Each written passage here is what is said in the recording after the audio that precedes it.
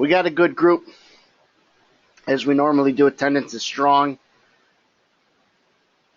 And what I want to go over this week is I had a conversation with one of the Edge members, Mark, and a lot of good things came out of it. And I think people should have these conversations. I can't do it with everyone, but with each other.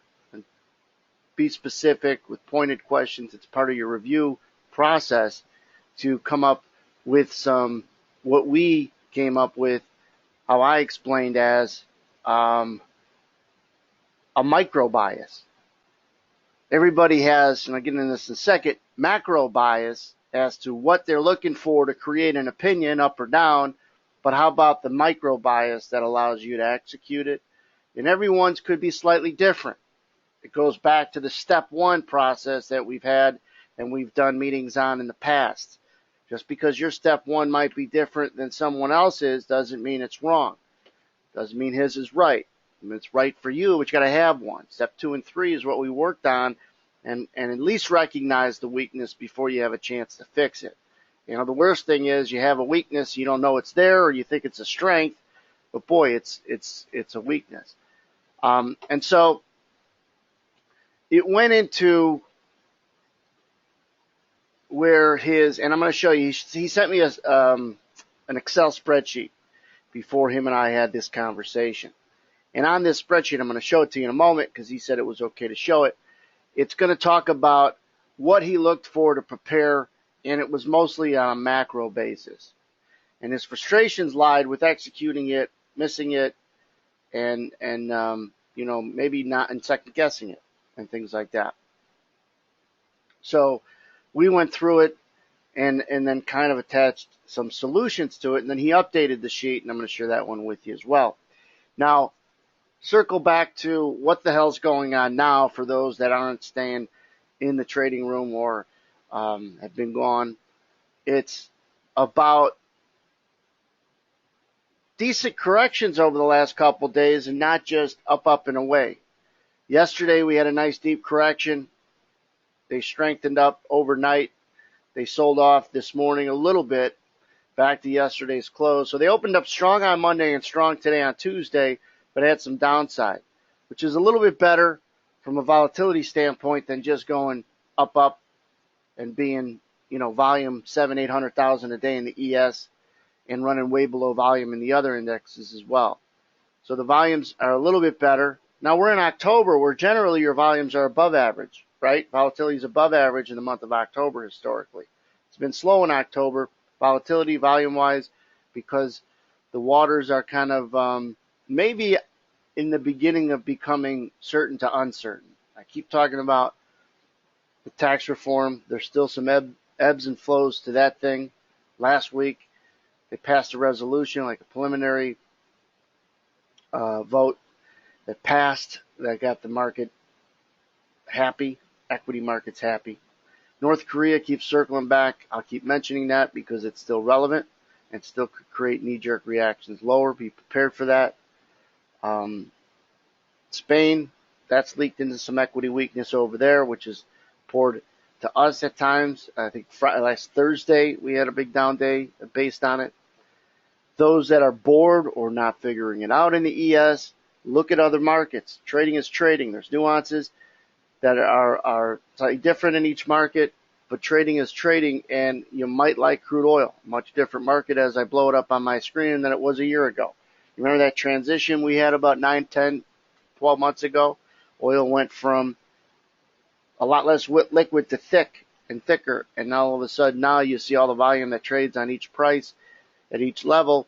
So it's a little safer. When I say safer, it's a little less risky product to trade. It was tough to trade oil small because you can only trade the smallest size you could trade in oil is 1. And at $10 a tick, and the way it was flying around a year ago and before that, it was tough to trade it small. It was expensive. Now it's not as expensive, a little safer because it's compact, a little bit more liquidity, but it still moves. So you could get more size off. You can trade a 1 lot and feel a little bit safer than a year ago in this market.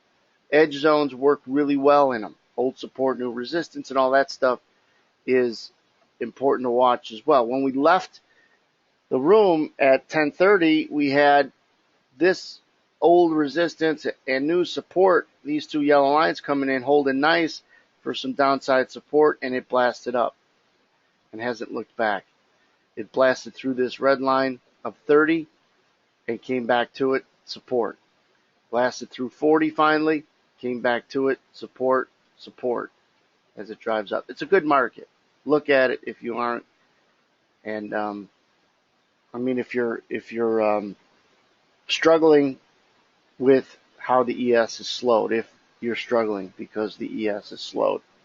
So let's get into today's topic. And I'm telling you guys, I'm happy that good groups keep coming every Tuesday. It means the content is good and everything else, but it also shows a commitment that people are willing to work. When you spend time talking about trading with other people, that's effort. Coming to these meetings, that's effort. And, don't over pat yourself on the back, but give yourself credit, because you got to put in some time. You got to have repetition. Just because you might turn the corner doesn't mean you don't need these meetings, that you don't need to continue to work hard and practice, right? That's, I think, overall most traders' weakness is where's the practice? What do you do in between Sundays if you're an NFL football player? Because that matters. What are you guys doing in between sessions? What are you doing in between trades? What are you doing in between, when you want to trade, when you're just watching? What kind of repetition do you have? Are you wasting time? Do you think you're working and you're really not? And I think the conversations you should be having with other people is one that's similar to the one Mark and I had last Friday. And really getting into what kind of checklist do you have? What do you think your weakness is, right? And then kind of work around towards solutions. So when we met, we had this, right, Mark? This was your original Excel spreadsheet that he looked at. And I'm not going to walk through it as specific as him and I did, but he comes in to a market, and I liked all this, by the way. I thought this was all really good stuff. But he comes into the market and he sees, let me go put a pen on it, this context triangle. This was the first sheet he sent me. This is number one. What's number two? All right, hold on a second.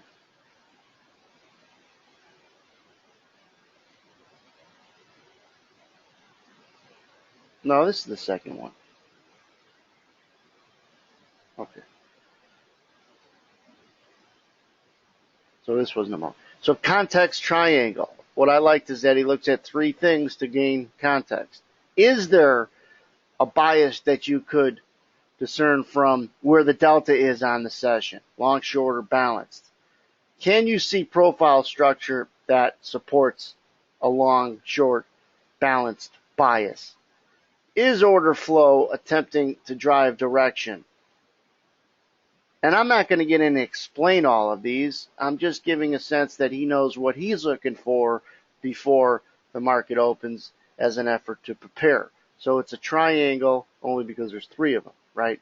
So as we move down, market conditions. Can he discern that if it's trend or rotational? He's looking for edges for entry if it's rotational, and looking for pullbacks and retracements if it's a trend. All right? Not bad. So far, so good, right? Then we move down.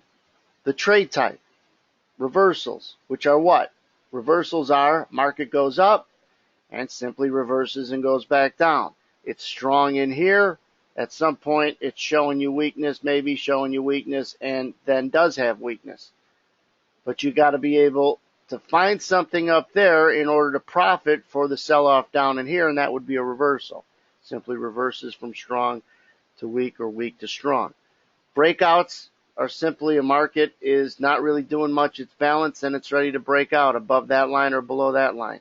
Should be pretty simple. Not necessarily to trade, but to start to recognize as a trade type. That's why I think he has it accurately titled, trade type. Continuation.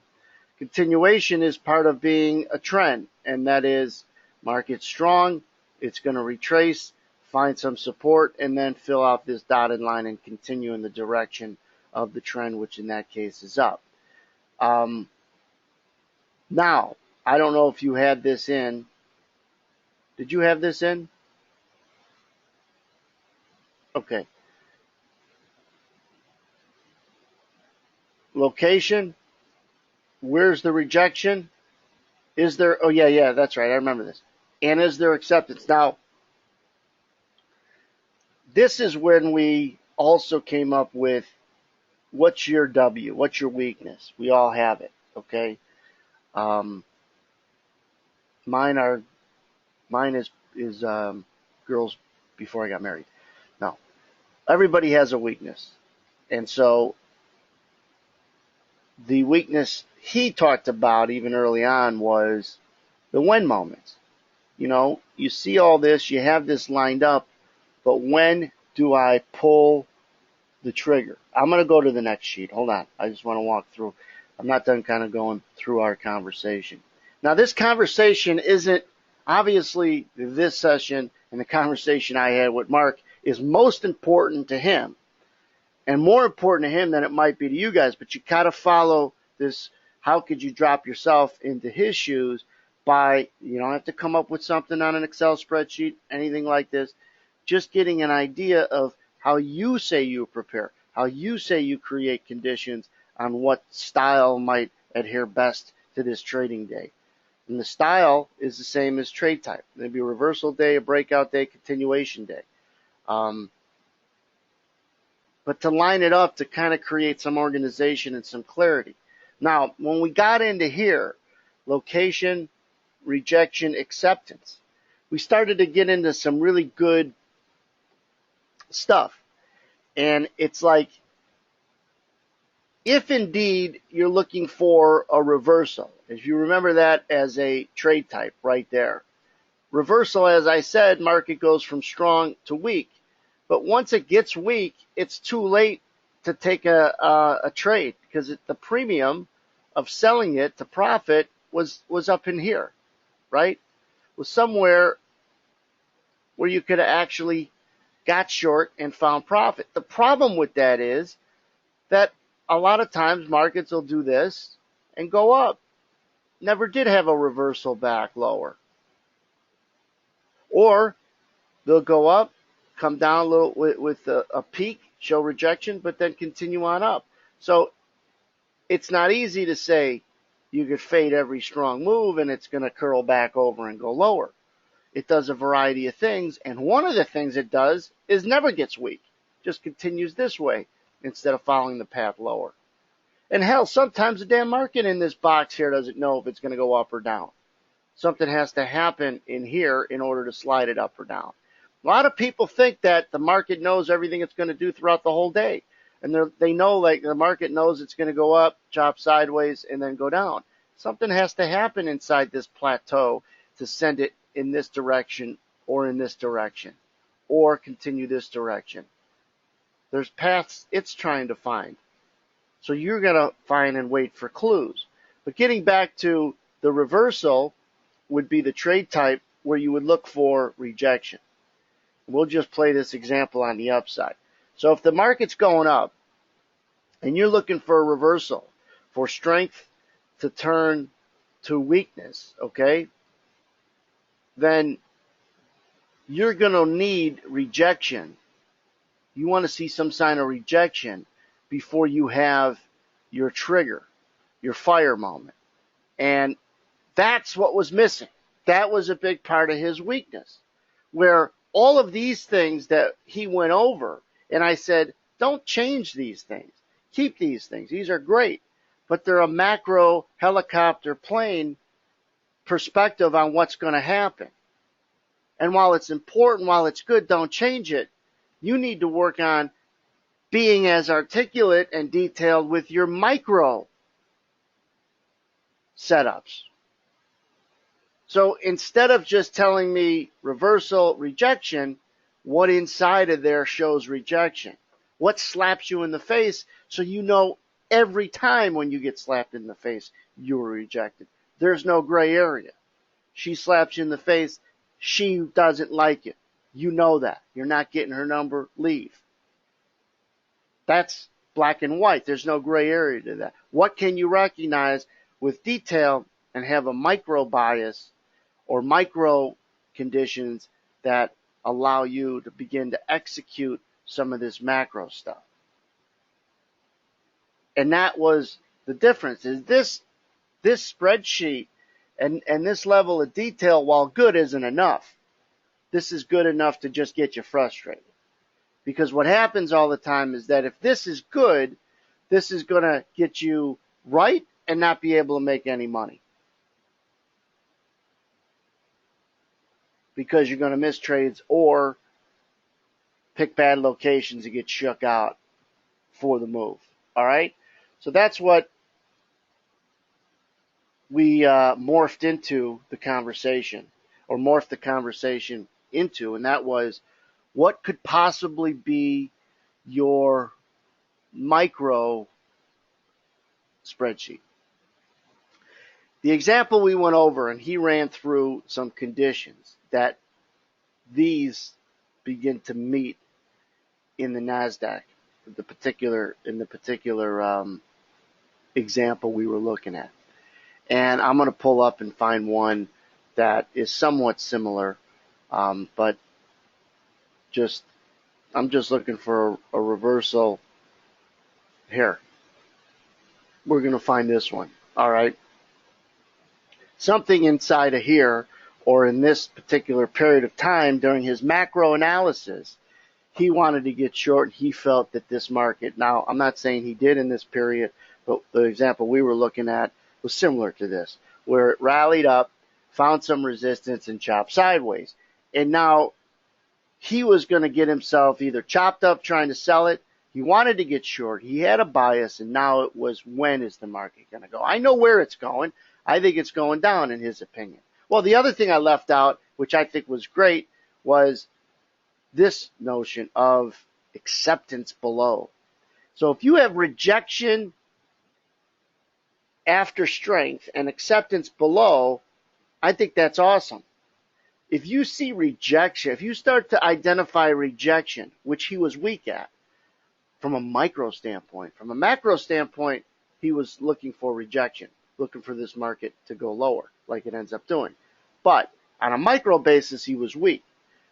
If you also have acceptance below, which could be something simple like a magnet, and I said use the word magnet next to acceptance or in replacing acceptance, just to help you understand, acceptance doesn't necessarily mean, well, it means that the market's okay going back down there. Why? Well, because it was comfortable. We always like to go back to where we're comfortable. So does price. If it was comfortable in an area that you deem to be acceptance, then it should also be called a magnet. And if that area is below where the market currently is, then it could justify and validate your bearishness. Okay? I like it. And I think it's a great way to explain or validate a bias and also strip out randomness. It makes sense. It's pretty simple and it's really logical.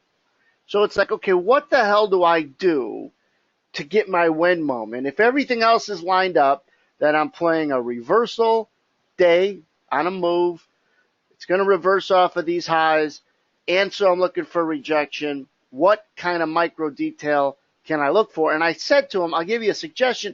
It doesn't mean it's right or wrong, but it's something that, and this is, I think, the most important part of this meeting. You don't have to start with 3 or 4 damn things to look for to execute.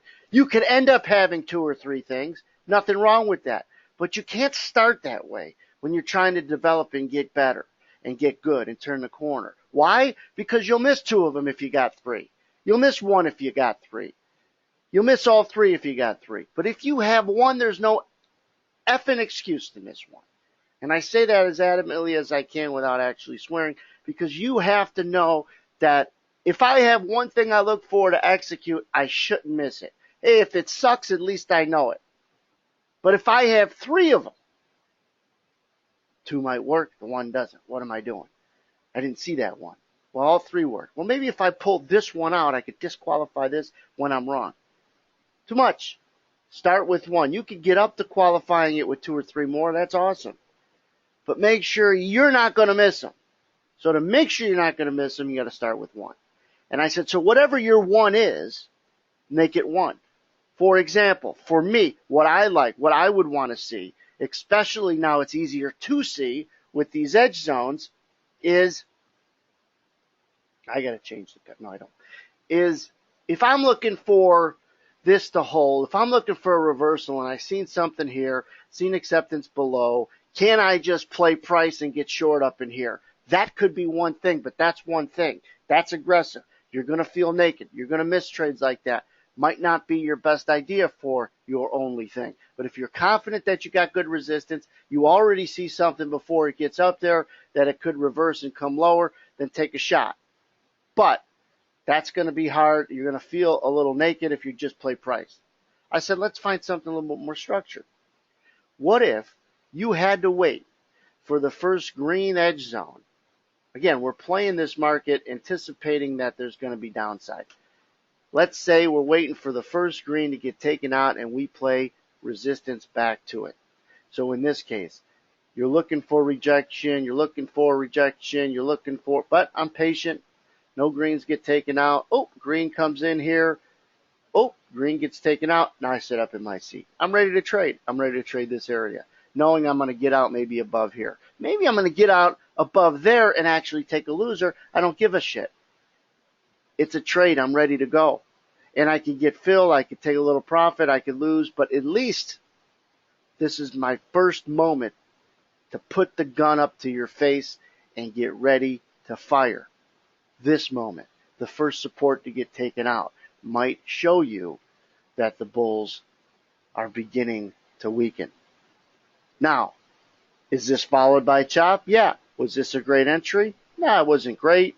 It wasn't awful. But it starts to build structure and something that if we reviewed together and this was your one thing you were going to look for and you were looking to take a short and you didn't take a short, I don't care if it didn't work. I'd say you sucked. You missed it. Well, I didn't miss seeing it. I just missed taking it. Then you missed it. Do what you say. Don't convince yourself any other way, because what happens is you see it, you don't take it for another reason that you didn't plan on. It maybe didn't work, and you said, I'm smart. That was good. That was good. All it's doing is spinning your wheels in the mud. You're no closer to getting out of the mud. You got to say, if this is what I'm seeing, then do it. And if you just do it on demo but you're consistent, fine. But do it. Don't look for a reason not to do it. The only reason why you shouldn't sell it, if this is your setup, is if right in here something came out that was really bullish on the wire. That's different. That's different. But don't talk yourself out of it. So this would be the first moment. That's pretty obvious. It's a pattern that you could recognize. Because in the Q&A that we were going, and Mark would attest to this, I would say after he said, okay, this is what I'm looking at to determine that there's rejection in here, to determine that we're going to fail. And he was broad, and he was broad, and he was general, and I kept saying, but what? And he would say it, and it wasn't the right answer. It wasn't the right answer. I says, nothing you're saying to me can I drill down and actually spot like I'm a fifth grader. Tell me something I could see. If you told me you look for this pattern, that's something I could put my head around. If you tell me I wait for the green support to get taken out and I try to play it up against this old support and resist, I could put my head around that. So that is starting to tie in the rejection trade, reversal rejection, into an actual when moment by using one thing. That's it. This isn't necessarily the best thing, but it is one thing. All right? You could use the delta. You could use what Dave likes with a head fake to get longs trapped and some shorts shaken out to make the path lower easier based on that dynamic. But it's got to be, to start, one thing. Now, as you go forward, maybe you stayed in this trade during this chop. Maybe you took a small winner, small loser, and then it went. Too bad. That was your win moment. And this is, again, just an example I pulled back and went over It wasn't the exact example him and I were using. You could be in and out of this trade and it sets up again. It happened not to set up again, but it could have. And then that's called trading. If you're still in rejection mode and it takes out this green, you're to play a pullback to it. And this isn't a lot of heat, a couple points, but it might be a lot of heat. I don't know. And again, the market broke. I'm just giving you a sit up in your seat if you're looking to sell it after support gets taken out. Just one example of something that you could tee up and say, I'm not going to miss. All right. So that was a big part of the conversation that we had that threw up some light bulbs. And I could tell I wasn't sitting face to face with him, but if I was, his eyeballs were getting bigger. I could tell through the phone that he was getting light bulbs were going off, and I could see that expression by his voice and his manners. Not his manners, his mannerisms, even though I couldn't see him. Thank God, because he's ugly. But it was, I think, a real pivotal moment in everyone's trading where you could turn the corner by saying, let me recognize one thing that I can't miss unless I'm really dumb that day. Let me start with just something simple that I can't miss. And then once you start setting things up that you can't miss, it might be hard for someone else to miss them. That's why it's hard for people to learn this stuff. And what are you doing? What are you thinking, Anthony, when people are first, when they're first exposed to this room in this education? Number one, it's different. That's the one expression or reaction feedback I get. It's different than what they've learned. And then number two, the recognition isn't as good as me. Well, of course not. Am I as good of a heart surgeon as a guy who does it or has been doing it if I'm just learning? So your recognition has to get good. And how does it get better? By having one thing you're looking for in real time that you're not going to miss. That's a pattern is recognizable. But it has to have, where would you get in? A delta setup is recognized, something that's recognizable. You could explain. It's tangible. You can put your hands around it. Now, we'll go to how he took what we discussed and he added to it. Is this the second one? No. This is.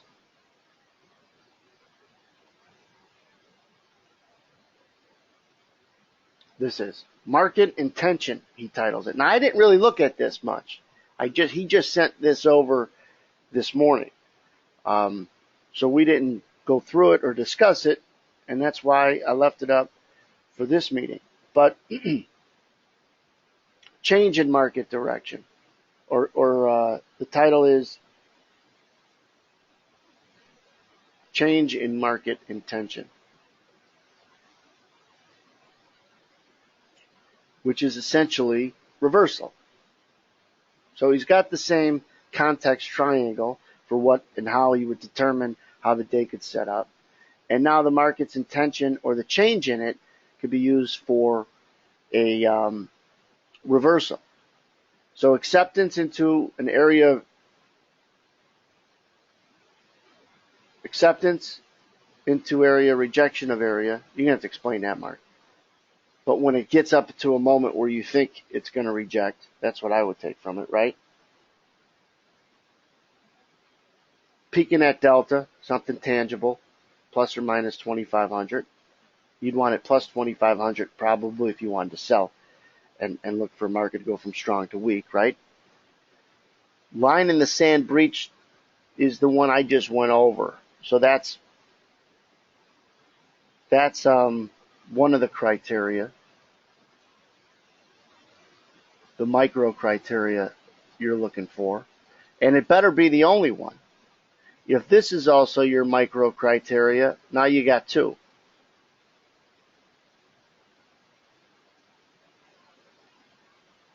If this is a micro, you got three.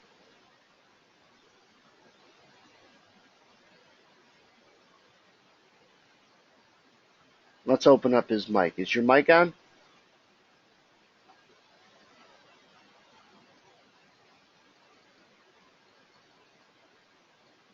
Is your mic on?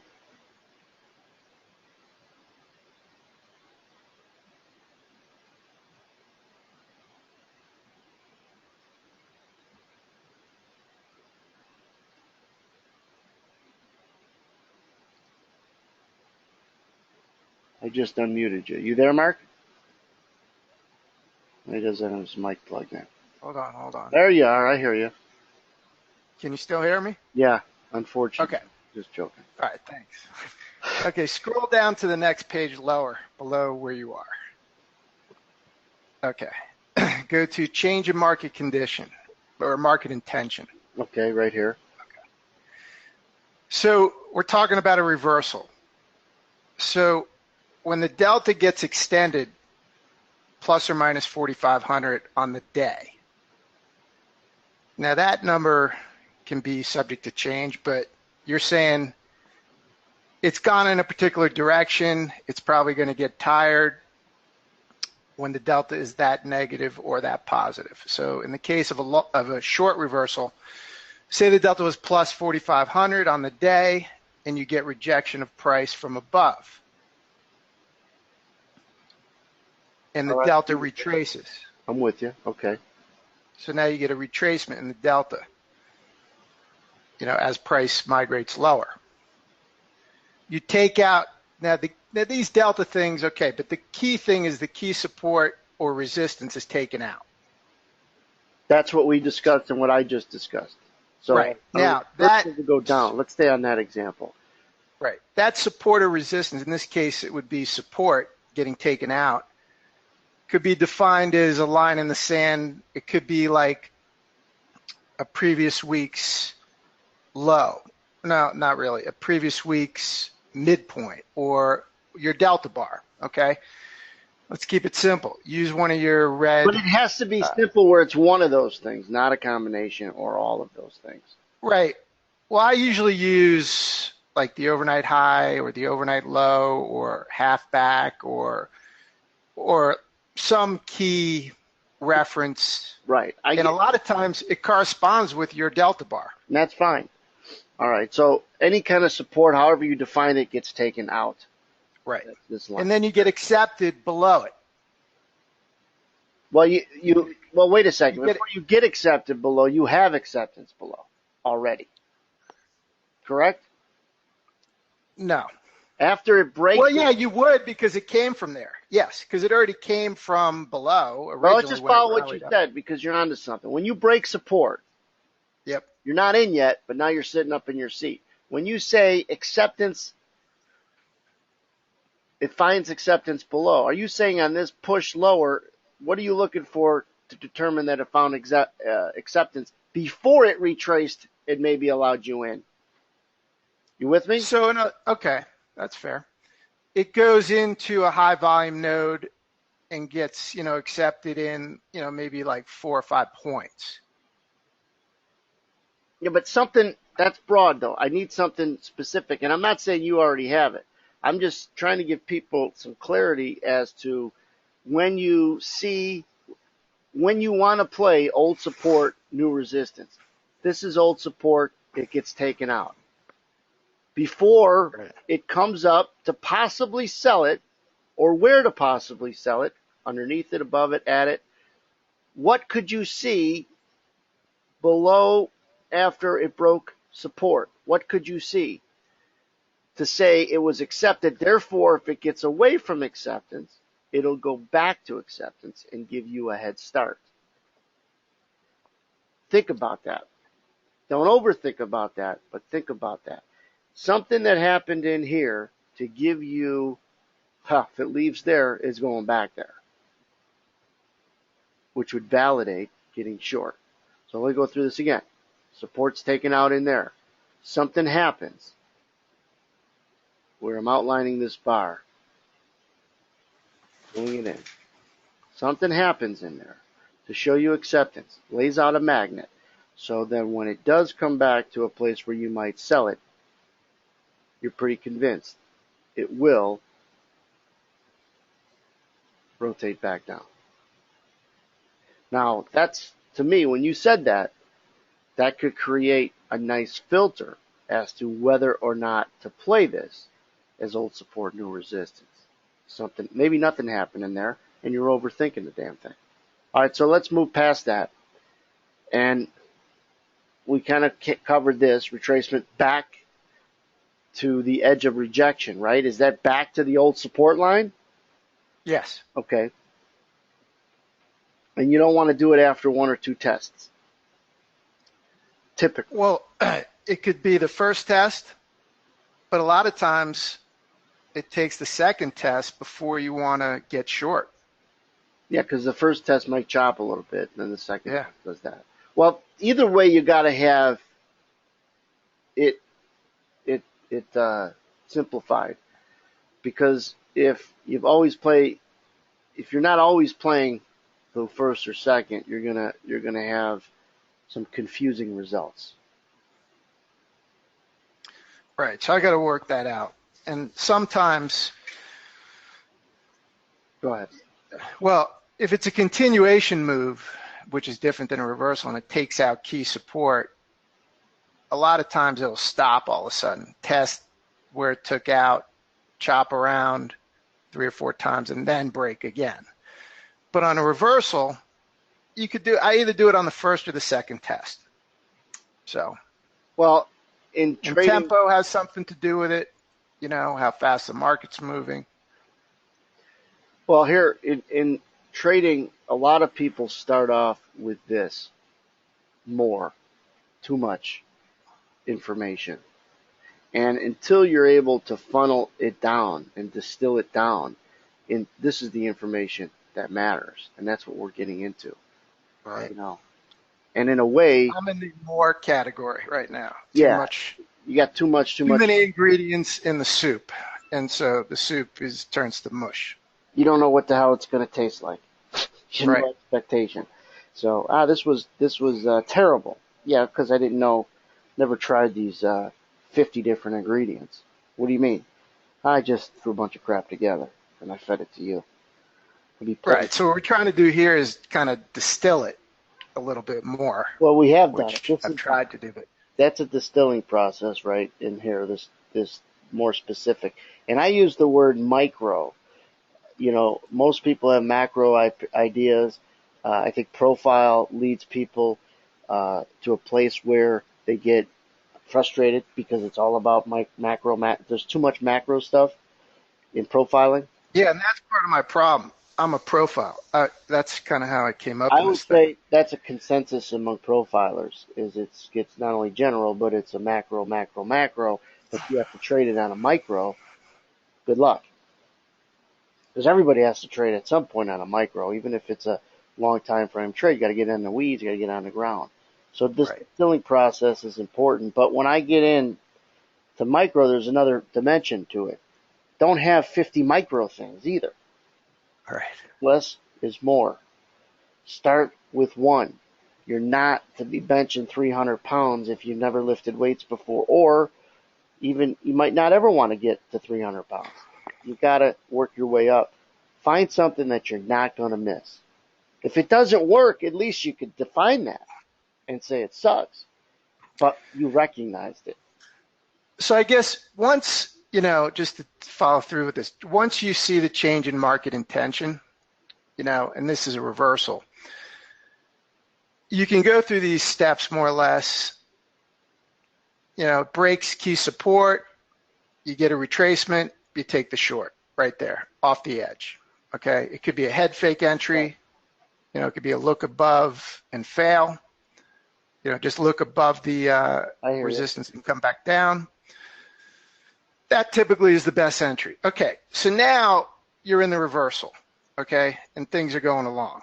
So you've already, the market intention has clearly shifted to the downside. And say you missed it. Say you didn't catch this trade. Well, you go to the second trade, which is with market intention trade, just above where you have change in market intention circled. Okay. And this is kind of what I kind of took from Dave, which is kind of his branded shot of delta trade. So you got the market now headed lower on the reversal, All right. I'm drawing days. and it's headed lower. But you missed it. So now what you're looking for is a shot of delta up, which is a retracement. Call it 250 to 500 plus delta in this case. You want to see volume falling off on the retracement. You want to see it coming up against new resistance, which was old support, hold the edge. So you're with the trend. And then you take the short. It could be a head fake entry, it just pops above that. But it's got to be something that's distilled down to one, just so you recognize. Well, it could be a head fake entry. So you're basically looking for a shot of delta, volume falls off, and then a head fake entry. So a shot of up delta. Shot of delta up. Yeah. Yep. Well, and here's the one thing. Does every change in intention get followed with? No. No, that's what's important. It never does. Because the change in intention could fail, but exactly. You're looking for, assuming that you. I say that because that's where I don't want people to get confused. Is, well, if you always miss this, there's an opportunity always to get back. Yeah, there could be, but you better have a good micro qualifier in order to do that, because it could come right back up, change its mind, and chop city it is. So, well, it's kind of like a continuation trade. With market intention, is more like a continuation trade. Right, a trend, a mini trend, or whatever. But you got to have. So you caught the reversal. It reverts back up. You're looking for continuation. Here's your criteria. But you want to see. I drew a circle around this peak. The circle has to be like a magnifying glass, and you're looking for something specific inside that microscope. If you see it, you could take this as a mini trend with intention. If you don't, then you don't.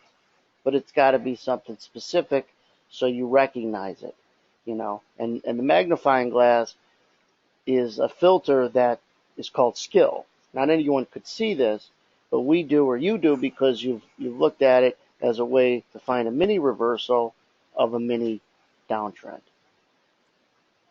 Right. That's where skill is.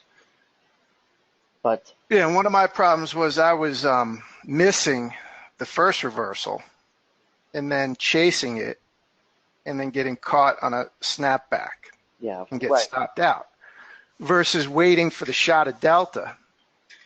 Or not missing the reversal altogether. Yeah, well, that would be nice. Yeah. Because that's the trade that has already come and worked. But it's, again, putting a magnifying glass up on here. And we're talking about it in the long side. So market's strong. And somewhere in here in a magnifying glass, we see something, Mark sees something to show that the dotted line is the most likely next path. If he misses inside of here and it fills out this dotted line, now he's chasing, he's reaching with bad location, or he's just looking to sell any uptick retracement. And that could just be a return back into the high. So he's not requalifying it inside there. And you got to keep it, your qualifications cannot be great. Well, I don't want to hear wells in front of what you're looking for. It's got to be specific. And it doesn't have to make sense to anybody else, but it better make sense to you. Ready, aim, fire. So when someone's watching you, you're a machine. You could sit back and you could explain to them what it is, and they could have an aha moment. But you're a machine when watching them, or when they're watching you. You're, seeing how are you seeing those things? Why? Because I practice it, and I'm not looking for 10 things. I'm looking for one thing that's pretty, specific.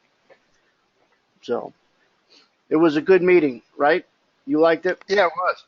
It was a very good meeting. The key is, drilling into these specifics so that I don't get caught in the soup with 50 ingredients. You're going to have, everybody's got, your mind is supposed to throw in a lot of ingredients. And your job is to have a general approach is fine, but it's got to get distilled down into a finer micro approach, which is your tip of your funnel. And sometimes people have too much stuff in their general idea of what's a bias. But It's general. And then sometimes you got too much, too many things you're looking for in your micro, and that's not good. But if you didn't, it'd be fair to say you didn't have a micro or a good one. I did not. Yeah. So I thought that's why it was a turn the corner meeting. So yesterday I actually took one of these. I was late on the reversal part, the change in market intention, off the open yesterday in the NASDAQ. But then I caught a trade with the market intention. Yeah, I caught one of those delta retracements. What's that? Were you specific? Oh, very specific. Yeah. So that's good. You had some execution. Yeah. The thing went for 10 points. I didn't take profit after it went down 10, but I think I made 5. No, and that's good. See, as people are making comments in here, it all comes back to, and this is the common denominator of the comments people are making, always, it's usually people's first introduction to trading is too much information. Not only is the information crappy or irrelevant, but there's too much of it. That's why I say, take your books of all the trading, unless it's a book that makes you laugh, and throw it in the garbage. Throw it in the garbage. And you want to learn from more than one. The key to this business is learning the concepts that value price like you value it on the street. That has to make sense to you. But then to be able to distill it down and listen to more than just one guy. Not 50 guys, not 100 guys. Always nicer to have more than one. If you have too many coaches, that's not good. If you have one coach, that's not good. That's what the Edge program does, is it addresses those where I'm not the only guy in the conference room here. Yeah, like this morning, George F. caught a long reversal in the NASDAQ close to the overnight low. He was looking for he saw one or two things, and he just took the trade. Ready, aim, fire. That's why. Yeah, and the thing snapped back up for 10 handles, and then it stopped and chopped sideways, and then it went for another 10 handles. The progression isn't ready, get set, look through your scope, aim, slightly push the trigger, fire. It's ready, aim, fire. It ain't 5 or 10 things. It's ready, aim, fire. What is your ready? What's your aim? What's your fire? And if you don't have one, you don't take the trade, maybe. But if you don't have, your ready is your general stuff. That's good. And your aim is that moment where, for instance, old support gets taken out, and your fire is when it gets back up there. For example, that could be your ready, aim, fire. I don't want people to just take that as there has to be their micro qualifier. There's many good ones out there. I'm just even and laying up that for an example. But that was a good session we had Friday, Mark. A good one today. So thank you. Yeah, you bet. I'm going to cut your mic. Cut me. Mark, as many probably know, he came to the Chicago workshop in July. So he was there with some of the other Edge guys, and I think that really has crystallized the Edge room. The guys that went there to put faces to voices and really, again, crystallize the relationships. And I'd like to do another one in the winter, but we'll see. Just to bring guys together and continue forging ahead. I'm going to stop the recording for those watching on recording.